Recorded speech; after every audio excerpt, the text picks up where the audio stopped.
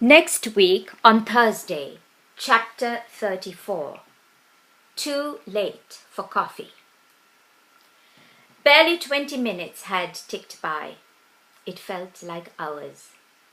I allowed my mind to wander as Gloria's lips continued to move. Harold in my head was a welcome diversion when he made another appearance, sitting in his swiveling office chair with the keyboard in his lap. We began to chat. I stopped wearing my glasses in my early teens, I told him. I was convinced they made me look hideous. I ruined my eyesight when I was a kid, reading in poor light. I was as blind as a bat. My dad got me the contact lenses. He was fed up of me walking into things. I giggled. It's a woman thing, you know.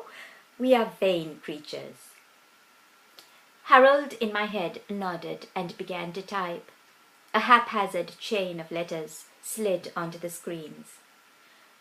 Gloria has a scar on her leg. Biking accident. Really? So that's why she never wears skirts. He continued. She will not wear her hearing aid. So how do you communicate at home? I questioned. The chestnut eyes commenced their wicked dance. My lips quivered in response. No wonder she's kept asking me to repeat myself. The widow's voice jerked me back. There's something I need to discuss with you, she said. I wanted to tell you about it myself. Oh, dear God. My eyes widened when she queried blandly. Did you know there's a bill coming to you? What? Her face was inscrutable. You knew there was a bill coming, didn't you? I froze in my seat. My heart hammered wildly in my chest. You mean to say you didn't know? She persisted. He said there were no bills. I asked him a month before he died. I shook my head. She was all steel and polished granite. There is a bill for $28,000 plus taxes. I have inherited the debts, you know. I wanted to tell you myself and not let you have the shock of getting the bill in the mail. How considerate.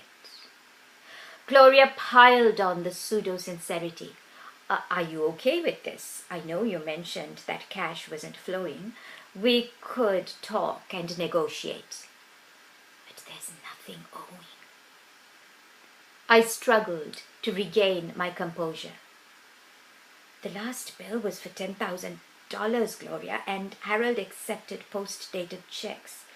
This lawsuit has been a burden on us for 4 years, and I'm not working now. I'll have to find the right moment to tell David. Oh God, oh God. I made an abrupt subject change. Would you like a cup of coffee? It's too late for coffee. Gloria followed me into the kitchen and sat once more at the table. I feel as if I haven't got through to you. I chose to be flippant. In what way? I'm ready to tango if you are.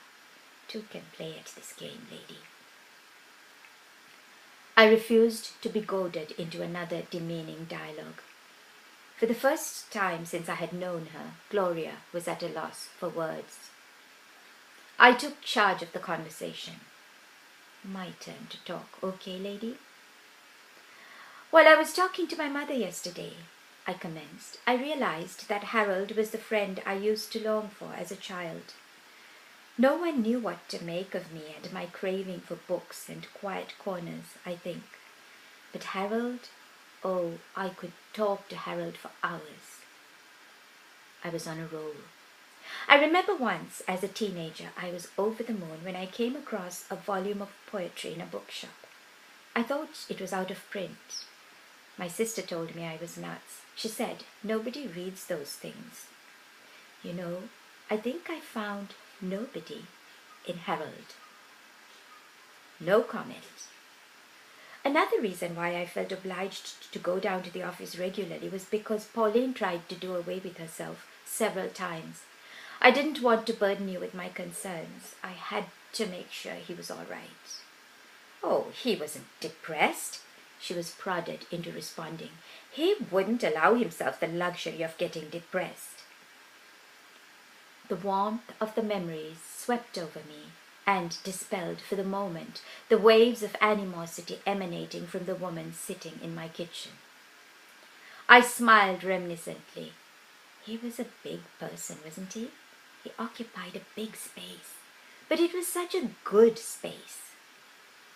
Gloria nodded her agreement, the unyielding lines around her mouth softening slightly. The cloud of unspoken thoughts hung heavy between us. We were both uncomfortably aware of the much left unsaid. We have to be thankful he went when he did. I labored on. He was not confined to a wheelchair. He didn't have to wear diapers. We ordered the wheelchair, she replied. It was due to arrive the next day. That would have killed him. The timing was providential, I murmured. My response felt lame. Gloria stood up to leave. I kept a detailed journal over the past few months, I said, almost to myself, so I have my memories. I marched doggedly on, ignoring the stony silence. Maybe when we both feel ready, I could read it to you. You feature so largely in it. No reply. My voice throbbed with remembered joy.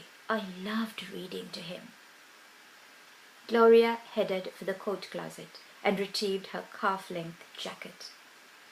Not a word, not one single measly word.